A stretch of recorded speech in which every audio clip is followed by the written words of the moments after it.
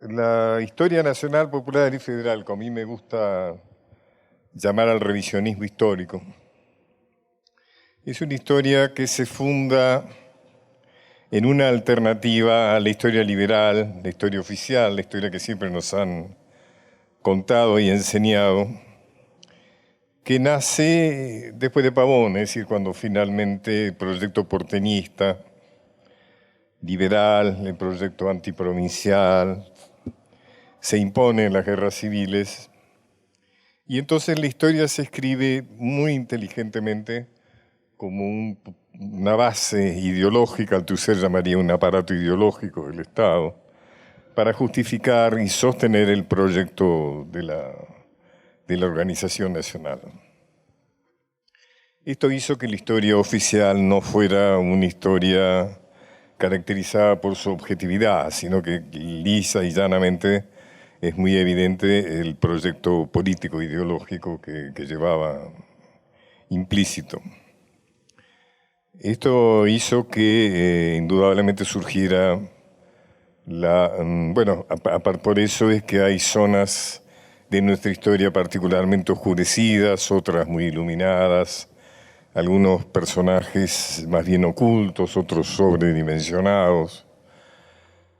Podría decirse que el primer crítico, el primer revisionista, ¿no? Porque el revisionismo nace de la idea de revisar justamente esa historia liberal, puede decirse que fue Alberdi.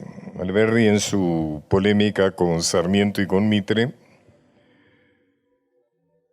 los acusa de ejercer un despotismo turco, dice, en su interpretación de la historia. Se ve que los turcos en ese momento eran un ejemplo, digamos, ¿no? Tiránico. Y después van surgiendo otros, por ejemplo, algunas figuras bastante claves.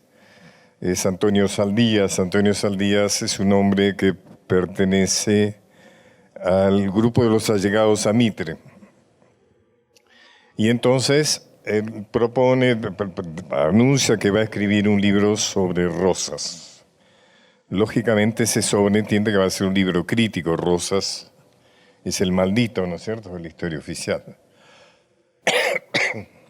Sin embargo, Saldías es un hombre serio, hace una investigación profunda, va a Southampton, estudia los archivos de Rosas, entrevista a gente que ha estado a favor, que ha estado en contra, y como resultado de todo eso escribe un libro que en vez de llamarse Rosas, el tirano sangriento, sino se llama Historia de la Confederación Argentina. Y es una historia muy objetiva, muy interesante, que le vale el anatema de sus contemporáneos y de sus pares, ¿no? Por ejemplo, Mitre lo reta y le dice que hay que ser leal con los nobles odios. Es decir, no se puede no odiar a Rosas, ¿no? Luego vendrán los hermanos Ibarguren, o sea, vendrá un revisionismo de un nacionalismo más bien conservador, un nacionalismo católico. Y luego vendrán ya los revisionistas, que podemos llamar los grandes autores populares, ¿no es cierto?, como Scalabrini, Ortiz,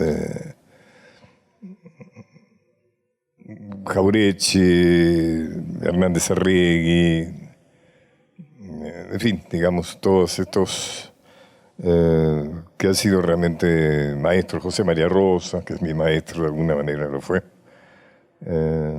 Fermín Chávez, que se propusieron escribir, sobre todo Pepe Rosa escribió una gran historia, ¿no es cierto?, de 11 tomos por lo menos, desde esta visión, digamos, de una visión nacional, popular, federal, distinta, alternativa a la historia liberal, conservadora, porteñista, que es la que se escribió. Ahora, como no quiero aburrirlos con descripciones muy teoricistas, me gustaría hablar de ejemplos, ¿no? O sea, bueno, ¿qué se diferencia una historia de la otra? Existen hechos objetivos incontrastables. La batalla de San Lorenzo se libró, o sea, Dorrego fue fusilado. Bueno, ahora todo eso permite distintas interpretaciones. El tema es cómo se interpreta, desde dónde se interpreta cada uno de esos hechos. Uno de los ejemplos que a mí me gusta dar es la postergación de los pueblos originarios en la historia oficial. Digamos, ha pasado tiempo, la historia liberal se ha reformulado, ha cambiado de nombre, ha incorporado técnicas modernas, etcétera, pero sigue siendo el mismo perro con distinto collado.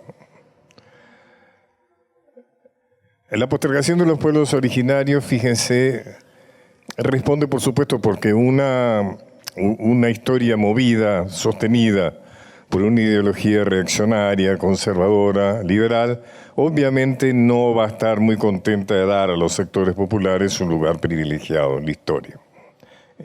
Es pura coherencia, ¿no es cierto? Pero fíjense cómo un hecho que a mí me parece bastante interesante, de cómo un hecho puede interpretarse de distinta manera y sus consecuencias ser distintas e importantes. Porque siempre el tema de la historia de alguna manera nos está mostrando distintas alternativas, inclusive modelos de identificación. No es lo mismo que en el aula de los chicos haya un retrato de Rivadavia que haya un retrato de Dorrego. Son dos mensajes distintos, prácticamente opuestos. ¿Cómo se nos presentan los pueblos originarios? Diría, la carta de presentación en nuestras mentes todavía vírgenes, con pizarrones por llenar, se produce cuando nos cuentan la llegada de Solís al Río de la Plata. Solís viene por una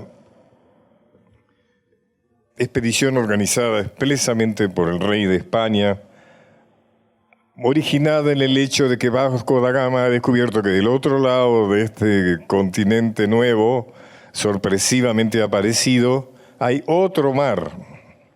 Entonces, como siguen insistiendo y sigue presente una cuestión de Estado, diríamos, llegar a las Indias, de lo que se trataba era buscar un paso entre el Atlántico y el Pacífico. Esa fue la misión de Solís.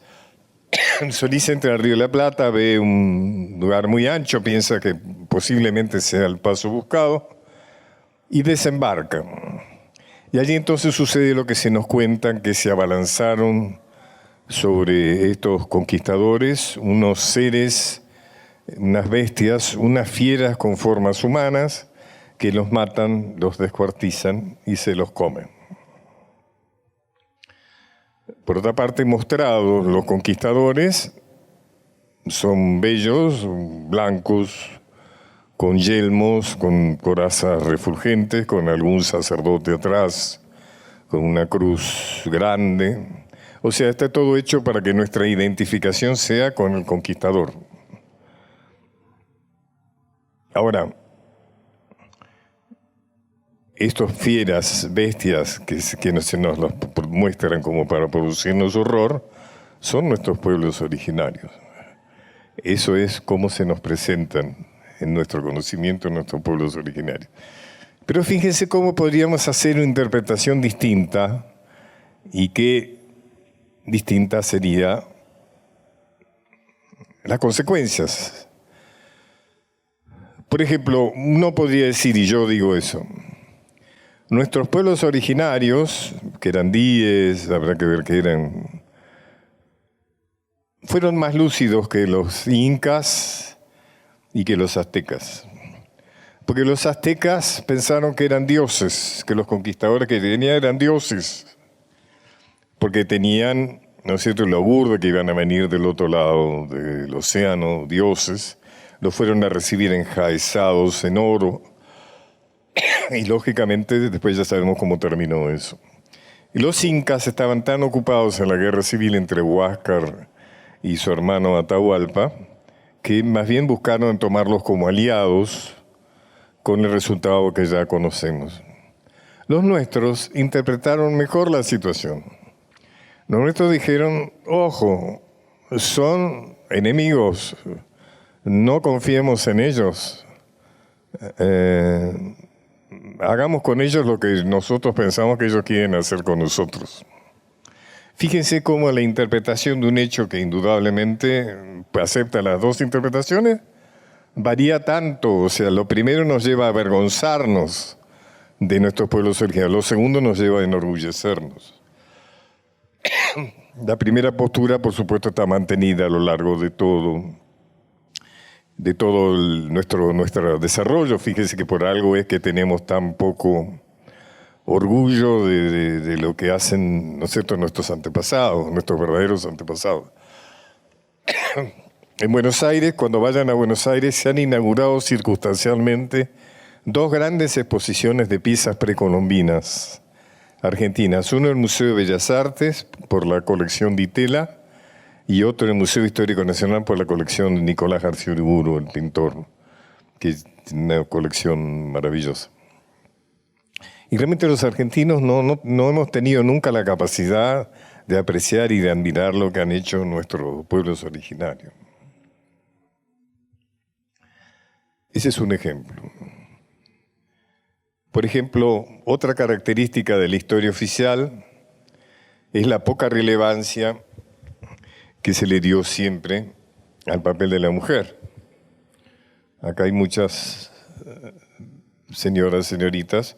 Ustedes recordarán en sus escuelas, en sus colegios, cuando les hablaban del papel de la mujer en las guerras de la independencia, lo que hacían era donar alhajas, coser banderas, prestar el piano por si a alguien se le ocurría tocar un himno y esperar a los maridos próceres, básicamente.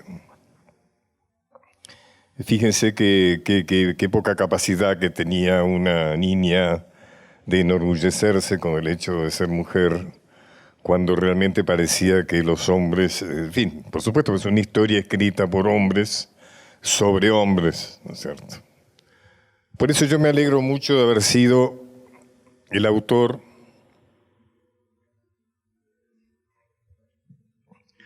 de un libro que lo escribí sin intencionalidad, esto que es mi biografía de Juan Azurduy. Yo lo escribí siendo embajador en Bolivia en los ratos libres que me dejaba la gestión. Llegó a mis manos mucho material de muy buenos historiadores bolivianos, pero que al no tener una capacidad editorial de difusión eran documentos mimeografiados o manuscritos, fotocopiados, que me permitieron armar una biografía sobre esta mujer apasionante, de la que solo sabíamos la samba, ¿no es cierto?, de Ramírez y Félix Luna. Y a mí me pareció importante, o sea, porque Juana Azurduy es una mujer que se comprometió con las luchas de la independencia, pero se comprometió activamente. Espada en manos, lanza en ristre, arriba de caballo, de mulas, al lado haciendo una gran pareja de caudillos tanto peruanos como Manuel Asensio Padilla, su marido. Y bueno, me parece que Juana, fíjense que cuando Belgrano, que la admiraba mucho, le pide al director supremo entonces, que es Pueyrredón, que la premie por sus servicios, por su heroísmo, ¿no es cierto?, por la cantidad de hazañas que llevaba haciendo, le dice que en otra próxima comunicación le transmitirá los nombres de las mujeres que pelean a las órdenes de Juana Azurduy. O sea que Juana no era la única, ¿no es cierto? Esa comunicación no se perdió, nunca se hizo, pero indudablemente había contingentes, digamos, de mujeres, de amazonas, si queremos llamarlo. Y eso es, digamos, una de las deudas, ¿no es cierto?, de la historia oficial. Puede decirse que quizá la primera mujer que atraviesa ese tejido de escamoteo, digamos, del papel de la mujer, yo creo que muy posiblemente fue Eva Perón. Con las consecuencias, conocemos, yo tengo edad como para haber vivido la época de Evita, y me acuerdo que de Evita se decía de todo, prostituta, resentida, o sea, pagando muy caro, digamos, su protagonismo en la historia, ¿no? A veces me preguntan cuál es el prócer argentino más desconocido. Y yo digo San Martín, no como Butat, sino que realmente Mitre, que es el autor, digamos, de la historia oficial, un hombre brillante, ¿no? Que al mismo tiempo que protagonizó la historia la escribió, lo cual no es caso excepcional en el mundo, no puede dejar de reconocer que San Martín es el campeón. Y eso hay que reconocérselo. Pero nos da un San Martín mutilado. Nos da un San Martín mutilado de sus ideas. Si salimos afuera y le preguntamos a alguien qué pensaba San Martín, no nos van a poder decir qué pensaba San Martín. Lo que sí sabemos es que cruzó los Andes, que tenía una gran voluntad, que era un muy buen estratega, que realmente había aprendido muy bien el arte de la guerra en las guerras europeas. Pero no vamos a saber qué pensaba, porque no en vano San Martín se tiene que ir con riesgo de su vida en 1824, en tiempos de su gran enemigo que fue Rivadavia, y muere en 1850 sin haber vuelto a su patria. Y en Buenos Aires se dice de todo de San Martín. Ese gran compatriota, corrijan a ustedes, ¿no? O sea, se dice que era corrupto, que era loco, que era borracho, que era opiómano, lo menos que se decía de San Martín, porque él tuvo de adversarios a los doctores de Buenos Aires. Porque si hay algo claro del pensamiento de San Martín, es que él era un hombre próximo al federalismo. Inclusive cuando la historia oficial nos dice que en 2 oportunidades San Martín no quiso meterse en las guerras civiles, no se está diciendo las cosas mal y no ingenuamente. Las 2 veces que San Martín, lo que pasa es que las 2 veces se le propuso a San Martín guerrear contra los caudillos federales. Una, cuando insólitamente, porque las cosas más insólitas no nos la cuentan, por supuesto, pero cuando Buenos Aires, la logia, y Rondó entonces era la autoridad, ¿no es cierto?, sabe que los caudillos López y Ramírez van a avanzar sobre Buenos Aires, que luego será la batalla de Cepeda, ¿no es cierto?, que Buenos Aires pierde. Rondó y la logia le ordenan a San Martín, que ya está preparando la expedición al Perú, o sea que ya ha librado Maipú, Chacabuco, le ordenan que vuelva a Buenos Aires con todo el ejército para defender a Buenos Aires del ataque de los caudillos. Por supuesto, O'Higgins y San Martín deciden desobedecer. Afortunadamente ahí entonces se produce la campaña del Perú, la liberación de Lima, etc. Ahora, eso es algo que Buenos Aires no se lo perdona jamás. La logia, además, ustedes saben que nunca perdona. Las sociedades secretas, sociedades masónicas como era la logia, no perdona la desobediencia, tienen todo un reglamento, ¿no es cierto? No se puede desobedecer la instrucción o la orden de los venerables. Inclusive se puede pagar con la muerte eso, pero por lo menos los hermanos están obligados a injuriarlo, a hacer la vida imposible. Eso es lo que pasa con San Martín. Y la otra vez que San Martín se niega a pelear contra los federales es cuando Lavalle, después de que ha asesinado a Dorrego, le ofrece a San Martín el comando, la jefatura del ejército, que va a reprimir a todo lo que suene a federalismo en las provincias de una forma muy sangrienta. Tan es así que ese año las muertes superan a los nacimientos. Un gran genocidio que nuestra historia no la cuenta verdaderamente, que es cuando se toma la decisión en Buenos Aires de fusilar a Dorrego y además de terminar por la fuerza todo lo que oliera a federalismo en las provincias. De alguna manera San Martín tiene una beta de estadista, ¿no? Yo escribí una obra de teatro que se llamó El Encuentro de Guayaquil, sobre el encuentro entre San Martín y Bolívar. Y ahí hay un encuentro entre 2 estadistas. Bueno, ahí fíjense una de las disfraces, cuando dicen que fue una reunión misteriosa. No fue una reunión misteriosa, fue clarísimo lo que pasa ahí. San Martín está esperando que Rivadavia le dé alguna ayuda, porque está rodeado por las fuerzas, está en Lima, ha liberado Lima, pero está rodeado por 25.000 soldados del rey que están a punto de retomar Lima. Si retoman Lima, hay una gran crisis en todos los proyectos independentistas de América. Entonces San Martín le envía mensajeros a Rivadavia, que Rivadavia ni siquiera los recibe, o demora mucho tiempo en recibirlos, y más bien los agrede, le pregunta qué está haciendo San Martín allá, cuando la importancia es la guerra con el Brasil. En Buenos Aires, por ejemplo, Vicente Fidel López, que es el otro historiador fundacional, dice que San Martín se ha robado el ejército. Es decir, que ha puesto el ejército a las órdenes de Chile y de Perú mercenariamente. Es decir, que se ha transformado a partir de la desobediencia, ¿no? Que se ha transformado en un ejército mercenario. Por eso es que San Martín no entra con bandera argentina a Perú, como ustedes saben. El gran sponsor de él fue O'Higgins.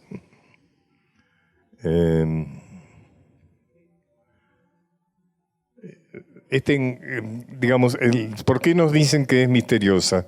Porque lo que hay que hacer es ocultar que fueron los que escribieron la historia los que de alguna manera le legaron el apoyo a San Martín. Entonces, ¿San Martín qué hace? No tiene otra alternativa que ir a pedirle ayuda a Bolívar. Por eso cuando se encuentra con Bolívar, que es un encuentro realmente entre dos grandes personas, él le dice, yo voy a ser tu segundo. O sea, le dice, yo incorporo mi ejército al tuyo, tú lo comandas, yo voy a ser tu segundo. Y Bolívar le dice, no, tú no puedes ser segundo de nadie. Y hay un diálogo entre dos estadistas donde de alguna manera el principal tema es el cómo hacer para instituir una forma de gobierno superior que impida la anarquía en que han ido cayendo todas las revoluciones americanas, que han perdido el orden, o sea, digamos que están desbaratándose en peleas internas, en peleas fratricidas. Y los dos proponen, San Martín propone, ahí es donde muchos, la idea de un príncipe europeo con una constitución, con una monarquía constitucional, digamos. Bolívar propone él ser un dictador vitalicio. La cuestión es que es una conversación muy interesante políticamente. Ahora fíjese que el encono de Buenos Aires contra San Martín es tal que ustedes saben cuánto tardan los restos de San Martín en volver a su patria. Tarda 30 años, 30 años. Después de 30 años se les ocurre que sería bueno que San Martín volviera a la Argentina. Y como si fuera una burla o una provocación, lo traen en una semana que el presidente Avellaneda ha organizado en homenaje a Rivadavia. La idea seguramente es la idea de un gesto de conciliación, algo, pero no tuvo algo de falta de respeto, sin duda, ¿no? La situación de San Martín fue muy penosa en vida. Como ya le digo, fue muy injuriado, muy maltratado. Él sufrió mucho porque estuvo todo el tiempo muy atento a lo que pasaba en su país. Hay un momento que intenta volver, como ustedes recuerdan, y fue cuando cae Rivadavia. Rivadavia siempre aparece Rivadavia. El rival que le hemos premiado con la avenida más larga del mundo, supuestamente. Cuando cae Rivadavia, bajo las críticas y las denuncias de Dorrego y San Martín no tenían una gran relación, había formado parte de su ejército, pero lo que los unía era que tenían los mismos enemigos.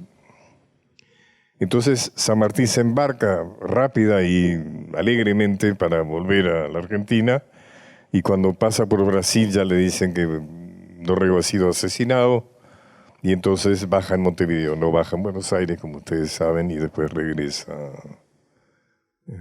a su patria. El razonamiento era, bueno, si lo han matado a Dorrego, me pueden matar a mí. Absolutamente sí. San Martín cometió otro pecado, ¿no?, que la historia oficial no le perdona, que es haberle donado su sable a Juan Manuel de Rosas. No hay homenaje mayor que se le pueda hacer a una persona que San Martín le done su sable libertador en el artículo 7º, ¿no es cierto?, de su testamento. Dono mi sable al brigadier general don Juan Manuel de Rosas por la defensa que ha hecho de la soberanía nacional ante el ataque de las potencias que pretendía doblegarla, en fin, ¿no? Hay toda una historia alrededor de San Martín, fíjese, que parecería como que fue, ¿no es cierto?, fue un hombre celebrado, ¿no? Cuando vayan a Buenos Aires, esto es algo que yo he contado hace tiempo, que algunos lo han tomado. Cuando vayan a Buenos Aires y estén en la Plaza de Mayo, pónganse frente a la catedral, miren la pared que está más cerca de la Casa de Gobierno, mírenla hacia lo largo, van a ver que en la mitad de la pared hace un forúnculo, hace una salida. Ahí está San Martín.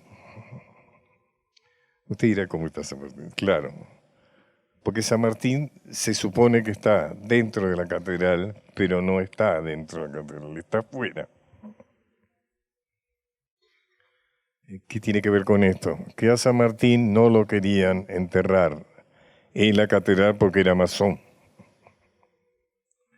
Entonces se inventó un artilugio por el cual, cuando uno entra a la catedral, ve, ¿no es cierto?, el mausoleo de San Martín, pero en realidad está afuera. Esas son cosas. La historia es interesante porque es política, ¿no es cierto? Todo esto es política. Alguien una vez me dijo, gracias a sus libros puedo entender mejor el diario todas las mañanas. Y eso es lo interesante, ¿no? O sea, porque realmente la historia es política, ¿no? Todas estas son decisiones políticas, ¿no? Como hace pocos días con el tema de la bandera, esto también ya lo he contado varias veces, pero como ustedes saben, la bandera nuestra es celeste, azul, blanco. Es azul, celeste, blanco. Ahora vamos a ver la diferencia entre el azul y el celeste. Lo que siempre nos enseñaron para no hacernos pensar demasiado, es que es el color del cielo. O sea, es una explicación, además, intolerablemente cursi, ¿no es cierto? Es muy cursi. O sea, que Belgrano le haya puesto el color del cielo es cursi. La cosa es mucho más interesante, pero si nos la contaran bien contada, uno aprendería a leer muchas cosas. Resulta que Belgrano sale como jefe del ejército porque no había militares del lado revolucionario. Saavedra era un vendedor de vajilla, a pesar de que lo hemos dibujado y calcado muchas veces. Era un vendedor de vajilla a quien eligen como jefe de patricios cuando Liniers, después de que ha fracasado la defensa ante la primera invasión inglesa de las fuerzas regulares españolas, decide entregar las armas al pueblo y formar las milicias. Entonces las milicias elegían sus autoridades y la milicia de patricios lo votaron a Saavedra, que se había portado muy bien, era un tipo con carácter de liderazgo, pero de guerra no sabía nada, sabía de cómo vender vajilla, pero no de guerra. Entonces al jefe de los ejércitos salen las personas de más confianza de Moreno, Belgrano y Castelli. Y Belgrano va conduciendo un ejército, cosa que no tiene la más remota idea cómo se conduce un ejército. Y ustedes saben cómo se resuelve esa situación. Voy a desviar un poco. Esa situación se resuelve en el Foreign Office. Están reunidos, imaginémonos que somos una reunión del Foreign Office en Londres. Entonces comentamos, qué bueno eso de las insurrecciones en las colonias españolas, porque si tienen éxito quiere decir que vamos a tener más mercados. Y necesitamos mercados porque Napoleón nos ha quitado todos los mercados del continente. Después de la batalla de Austerlitz que perdimos, nos quedamos nada más que con el mar. Suerte que ganamos en Trafalgar. Una victoria milagrosa, por eso Nelson lo tenemos por todos lados en Londres, ¿no? ¿Qué hacemos? Tropas nuestras no podemos mandar a invadir porque además España es nuestra aliada, o sea, no vamos a invadir las tierras de un aliado.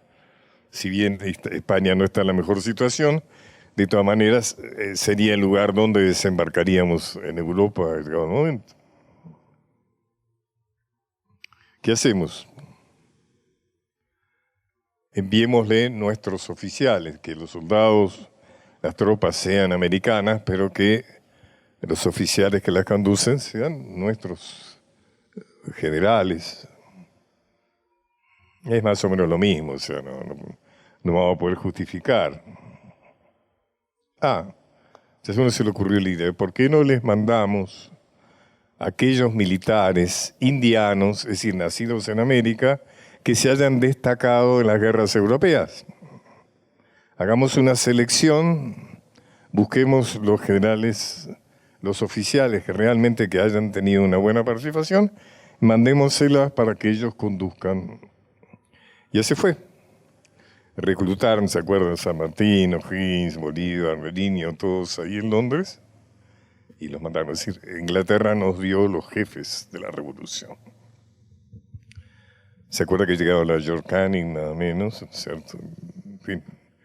San Martín luego, alguna de las razones de su conflicto es que se independiza de los intereses británicos, cosa que no hace Alvear. Alvear sigue muy leal. O sea, la logia Lautaro, que es lo que crean, lo que funda cuando llegan a Buenos Aires, está hecha para servir los intereses de Inglaterra. Pero bueno, Belgrano conduciendo el ejército está subiendo y sabe que se va a enfrentar con el ejército realista que baja de Lima. Yo digo realista y no español porque eran todos americanos. Inclusive los jefes eran americanos, ¿no es cierto? Goyeneche era americano, eran americanos. Después, volviendo a la historia de San Martín en Lima, cuando San Martín está rodeado de un problema muy grave de él, es porque ya terminaron las guerras napoleónicas y los grandes jefes españoles, el mariscal de la Serna, etcétera, que habían vencido a Napoleón, estaban ahora en Lima peleando, digamos, para recuperar las colonias. Belgrano está subiendo y piensa, tengo que tener una bandera, pero una bandera distinta a la que van a tener mis enemigos. Pero el problema que tiene Belgrano es que los patriotas, los de Mayo, han decidido no contarle al mundo que quieren la independencia. Dos de los muchos, tres motivos, digamos. Uno, que Inglaterra no quiere hablar de independencia porque ya logró lo que quería, que era el comercio con el Río de la Plata. Y en las primeras medidas de Mayo fue facilitar el comercio inglés con el Río de la Plata porque entendían que la única posibilidad de sostener ante la reacción española era tener el apoyo de alguna potencia. Bien dicho, Inglaterra, que era la mayor potencia del mundo. Inglaterra le dijo, muchachos, independencia, no, yo tengo 100 y pico colonias. Se imagínense, voy a ir por el mundo alentando insurrecciones coloniales. O sea, que independencia, nada, hagan su vida, qué sé yo. Si quieren hacer la asamblea del año 13 para dictar la independencia, no. Entonces, ¿qué hacía? Muy bueno. Entonces, ¿iban a poner un himno? No, que sea una canción patria. ¿Iban a hacer un escudo? No, que sea un sello. La asamblea del año 13 es interesante porque es todo como sí, ¿no? Porque fue llamada para declarar la independencia. Pero como la logia recibió la transmisión de que no, independencia, ¿no?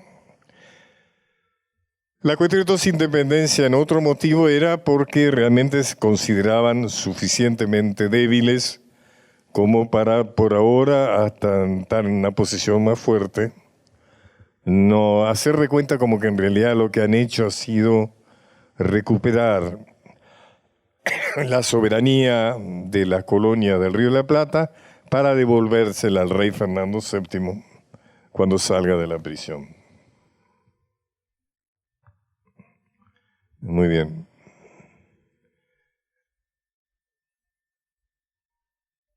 Entonces, Belgrano se encuentra con el dilema a resolver que va a tener que pelear contra el ejército de Lima, contra el ejército que baja de Lima,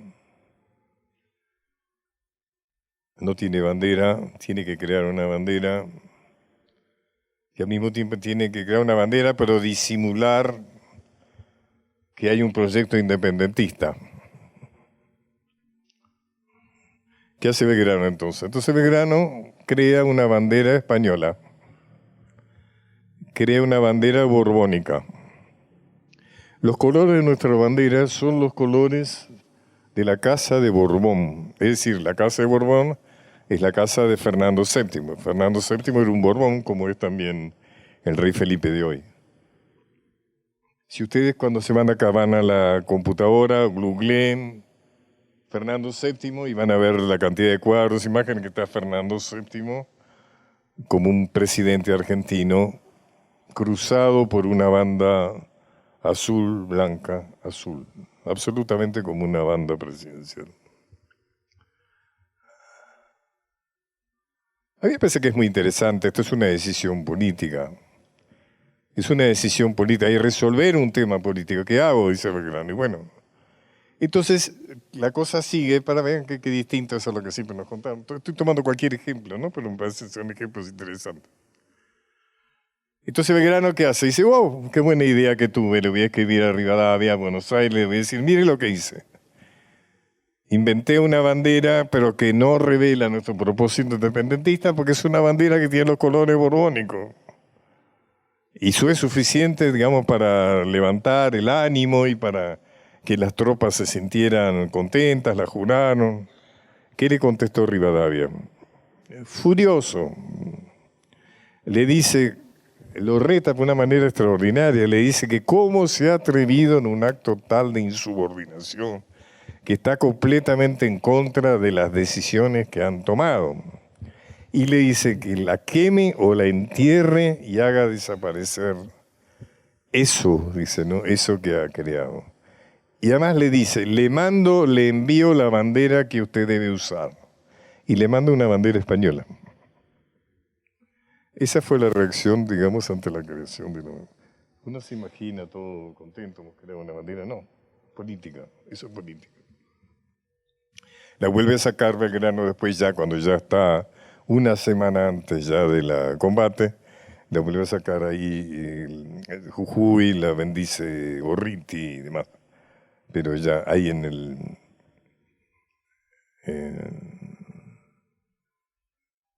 o sea, fíjense ustedes cómo la historia se cuenta, se puede contar de distintas maneras, pero el alza ha decidido contarla de manera un tanto compleja, ¿no?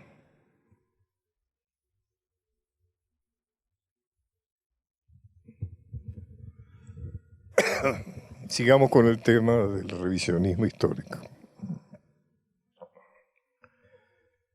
Hay algunos ejemplos, por ejemplo, situaciones flagrantemente ocultas en la historia oficial. Una ha sido muy clara, la gesta extraordinaria de la vuelta obligado, de la guerra del Paraná, en la cual Corrientes ha tenido mucho que ver.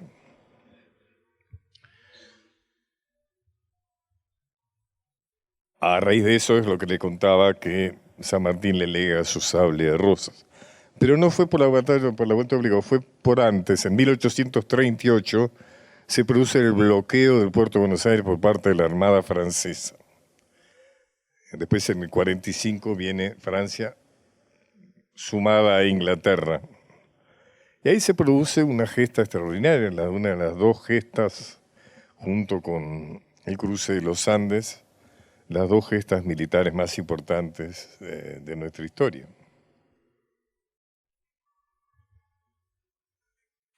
¿Por qué se ocultó hasta el 2011, cuando se decretó el Día de la Soberanía Nacional y desde entonces es feriado nacional, el 20 de noviembre de 2011?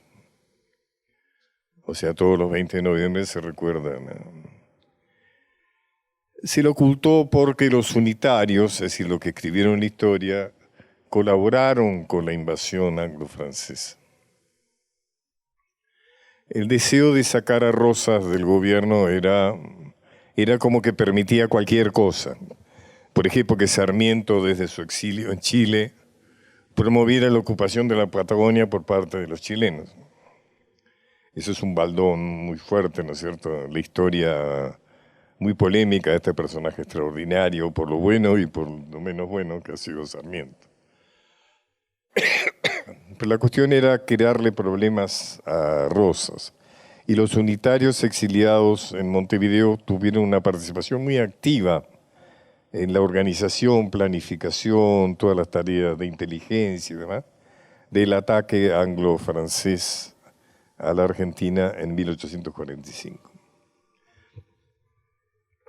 Es una épica, por ejemplo, eran las dos potencias más grandes del mundo, venían de tomar China, de ocupar China, de someter a China, que había pretendido negarse a seguir importando opio, porque el opio no es originario de China, fue una imposición del colonizador británico. Y en algún momento se negaron a seguir con el tema del tráfico del opio y entonces fueron castigados con una invasión. Y cuando se vienen al Río de la Plata, están convencidos de que un país desarmado, lejano, absolutamente insignificante, se va a rendir inmediatamente. Y no es así. Y no es así. O sea, Rosa es un jefe que tiene el favor de la gente, de los sectores populares, y deciden defenderse, ¿no? Y lo hacen con mucho coraje, con mucho ingenio, a pesar de que está todo en contra, o sea, ¿no? Las fuerzas invasoras, fíjese que cómo se relacionan las cosas, ¿no? Hay un momento fundamental y es un momento que evidentemente alguien, no sé si será el señor Watt o quién fue, que estaba en la cocina y vio que la tapita de la pava cuando hervía el agua se movía, tin, tin, tin, tin, tin. ¿No es cierto? O cuando ponen ese pico que tiene un agujerito, entonces empieza a silbar. ¿Qué pasaba? Que el vapor genera energía.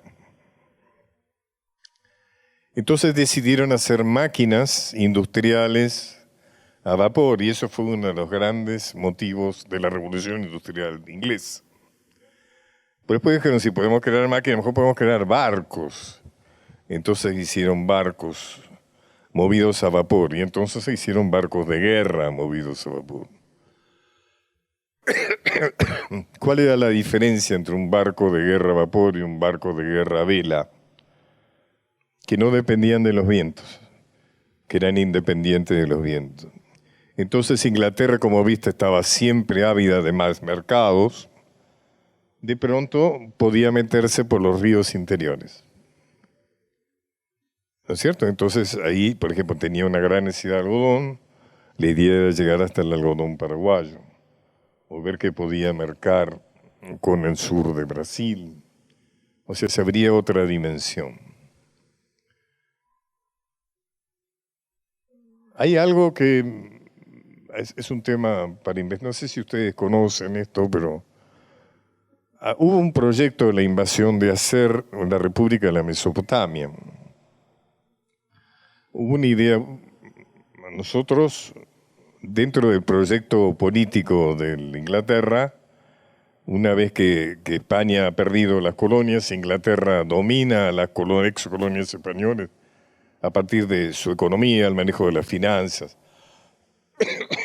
toma una decisión que es fragmentar los países de manera tal de hacerlos más dependientes, hacerlos más fáciles de dominar y de explotar. La Argentina se parte en 4. No nos fue tan mal, de todas maneras, como las provincias, como los países de Centroamérica, que son dramáticos. Cuando uno mira Centroamérica, ve ahí hasta qué punto se ha explotado prácticamente. Pero nosotros nos hemos partido en 4. Paraguay, Bolivia, Uruguay. Y hubiéramos ido en 5, porque esa invasión anglo-francesa, que se mete por el Paraná,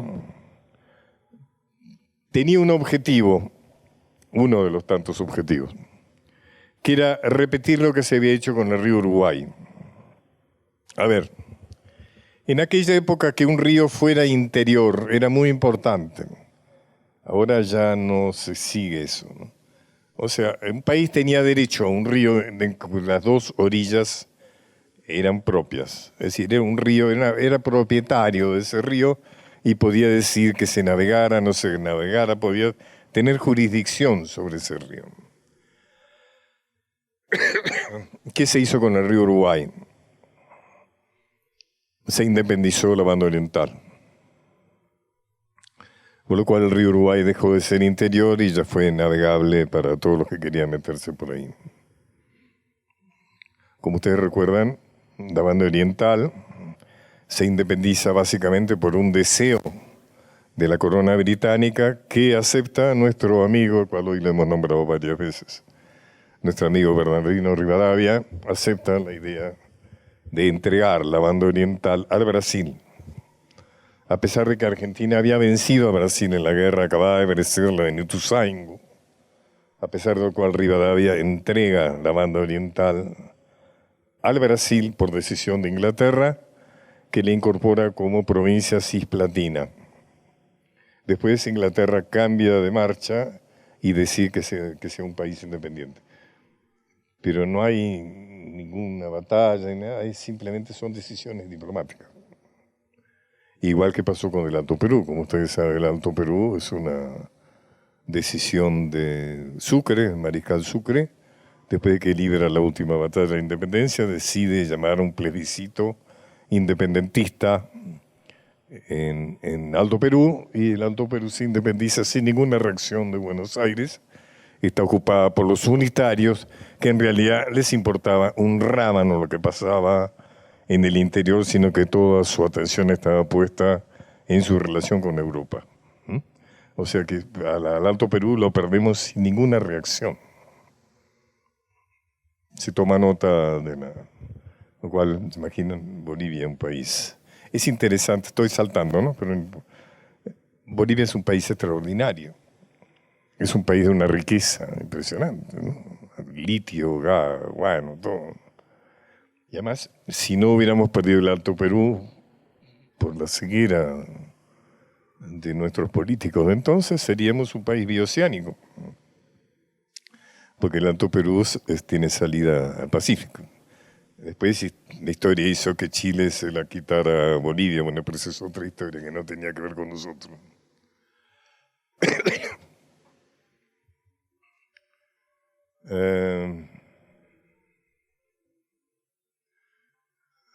A ver si voy a volver por algún lado. La cuestión es que, bueno, me fui. ¿Por dónde estaba? ¿Perdón? Ah, obligado, cierto, gracias. O sea, la idea era, claro, era la idea de que está demostrado por documentos absolutamente veraces de que había la intención de hacer el país de la Mesopotamia, con la banda oriental entre ríos, Corrientes, Misiones, o sea que la Mesopotamia, con lo cual entonces se cumplía con la función de hacer del Paraná un río navegable, ¿no? Porque entonces las dos orillas no eran argentinas. Por eso hay alguna obcecación en algunos que siguen diciendo que Obligado fue una derrota, cosa que dicen los franceses básicamente. En el mausoleo de Napoleón hay una bandera argentina donde están las banderas de las victorias napoleónicas, y ellos ponen ahí una bandera supuestamente de la victoria de ellos en Obligado. Y había una estación de metro que se llamaba Obligado. Después de protestas diplomáticas se llama Argentina.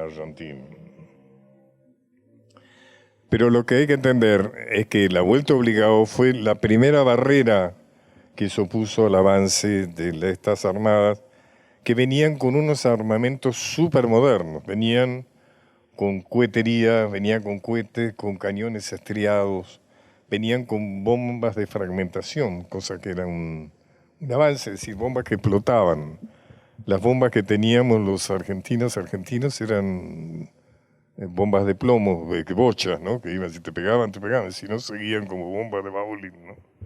Hasta el final, o sea, había una diferencia armamentista extraordinaria.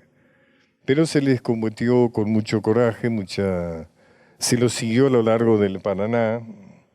Algunos dicen, demasiado entusiastas, que se crearon las baterías volantes, porque se ataban los cañoncitos a las mulas y se iba disparando. Se estableció un sistema de sitio, por ejemplo, porque se quitó todo lo comestible de orillas del río, o sea, se quemaron todos los cultivos, se retiraron todos los animales. Especie de sitio de hambre a esta armada que avanzaba por el río. Y bueno, de la historia de Corrientes tiene que estar eso, ¿no es cierto? Algunos de ustedes deben conocer bien cómo fue todo el proceso. Inclusive estaba Paz, ¿no? En Corrientes, si no recuerdo mal.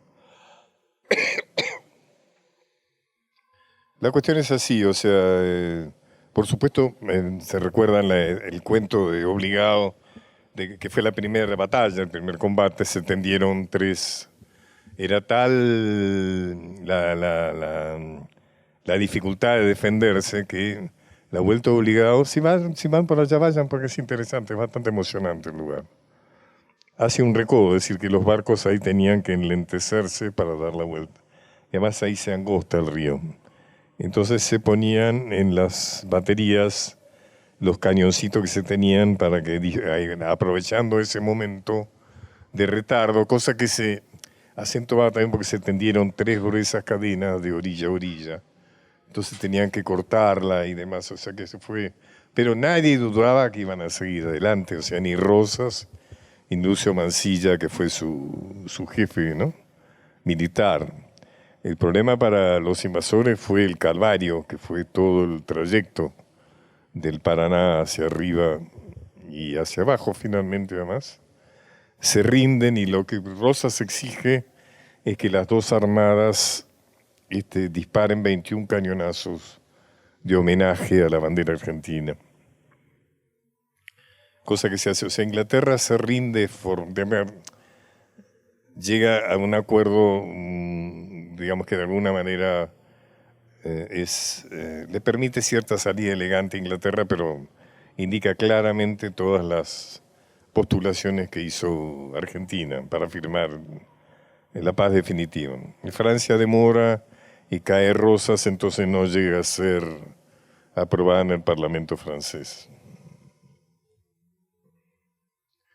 Recién dije bandera argentina y se me ocurre volver atrás. ¿Se acuerda que dije color azul celeste? ¿De qué color es la bandera argentina realmente? Yo se los digo, la bandera, inclusive una investigación, habrá visto hace poco en los diarios una investigación del CONICET, un grupo de CONICET que tomó la bandera más antigua argentina que había, que prácticamente de la misma época en que la que hizo Belgrano, y que demostraron que la bandera argentina era azul y blanco. Y yo sé que era azul, pero nos meten una bandera celeste. ¿Por qué? Porque el celeste es el color unitario. Ustedes recuerdan, el color federal era el rojo punzó. El color celeste era el color unitario. Cuando los unitarios vencen en Caseros, celestizan la bandera. Entonces la bandera celeste en realidad es un símbolo de una grieta que no debería existir. No sé cómo son las calles de ustedes acá de Corrientes, pero en Buenos Aires, por ejemplo, no hay calles de caudillos federales. No hay calle Rosas, no hay calle de Alejandro Heredia, no hay calle Francisco Ramírez, no hay calle Estanislao López. O sea, el odio sigue. El monumento a la Valle está donde vivían los Dorrego, ¿no? El monumento Sarmiento está donde estaba la casa de Rosas en Palermo. Hay una serie de manifestaciones de verdadera odio, ¿no? Un odio que se continúa. Y la bandera celeste es la bandera unitaria. Además, Belgrano era un hombre que había estudiado en Europa, en universidades de primer nivel, y sabía que el color celeste no es un color heráldico, no es un color de bandera el celeste. Es un color mezclado, es un color impuro. El único color impuro que es un color heráldico es el naranja, que es por la casa de Orange, ¿no? El actual rey de Holanda es de la casa de Orange. Pero los colores heráldicos son el verde, amarillo, el azul, ¿no? O sea, esto puede ser una disquisición, pero bueno, tiene que ver con la política también. Fíjense que hasta los colores, cuánta historia hay en cada color de nuestra bandera, ¿no? Es así. Bueno, si quieren podemos charlar. Yo tengo un problema para conversar, es que soy muy sordo. Uso audífonos, o sea que si quiere que conversemos va a tener que venir alguien acá y traducirme lo que dicen. ¿Qué le pasó a Dorrego cuando Pueyrredón le da la orden de desplazarse con su unidad a reforzar la campaña de los Andes? La pelea de Dorrego con Pueyrredón se debe a un tema muy ominoso en la historia argentina, que es la invasión de la banda oriental por parte de la corona portuguesa, que está en Brasil. O sea, como ustedes saben, Inglaterra, cuando Napoleón invade la península ibérica, traslada al emperador portugués a Brasil. Entonces, durante bastante tiempo tenemos al emperador portugués en Brasil, lo cual no nos es nada cómodo. Y como vieron, hay algo interesante. Vieron que le dije que una política británica fue romper los países. Sin embargo, cuando uno ve Brasil, Brasil es un país enorme. A Brasil no le pasó lo que pasó a la Argentina. Y una explicación es que Brasil era imperio. Brasil era un imperio portugués aliado al imperio británico. Y fue un ejecutor de muchos de los intereses británicos en América, hicieron a través de Portugal. Portugal invade la banda oriental prácticamente cuando está el Congreso del 9 de julio de 1816 en Tucumán, con la anuencia de Pueyrredón. O sea, aquí hay un personaje extraordinario al cual yo le he dedicado 2 o 3 libros, que es el gran caudillo oriental, que fue José Gervasio Artigas. José Gervasio Artigas es un personaje que trasciende el Uruguay, es un hombre, una gran figura latinoamericana. De alguna manera es el padre del federalismo rioplatense. Pero Buenos Aires, que tiene un proyecto completamente distinto a Artigas, lo erige como su principal enemigo. Y para destruirlo, cosa que no ha podido mandándole ejércitos, etc., apoya la invasión de Portugal a la banda oriental para terminar de destruir a Artigas, cosa que realmente logra. Dorrego le reprocha a Pueyrredón esto, le dice, ¿cómo es posible que él esté apoyando la invasión portuguesa a la banda oriental? Y entonces se dice que tiene una discusión muy fuerte y Artigas le dice, y Pueyrredón le dice, respete mis galones. Y entonces Dorrego le responde, no sé en qué batalla ha ganado usted esos galones. Porque de alguna manera Pueyrredón, no, salvo alguna escaramuza en las invasiones inglesas, no peleó ninguna batalla de la independencia. Bueno, eso fue después, todo eso tiene una serie de corolarios porque el exilio, lo envía a destierro, ahí mismo lo manda al barco para desterrado, lo destierra en una colonia española, o sea que de alguna manera lo manda a la muerte. Ese barco naufraga, en fin, tuvo unas peripecias y llega Dorrego a Estados Unidos. Y ahí se enamora del proyecto federal. Y cuando vuelve a Buenos Aires es ya un estadista absolutamente convencida del proyecto federal y eso le costará la vida, ¿no es cierto? De alguna manera ser jefe del proyecto federal en Buenos Aires, le pasó lo que no podía dejar de pasar.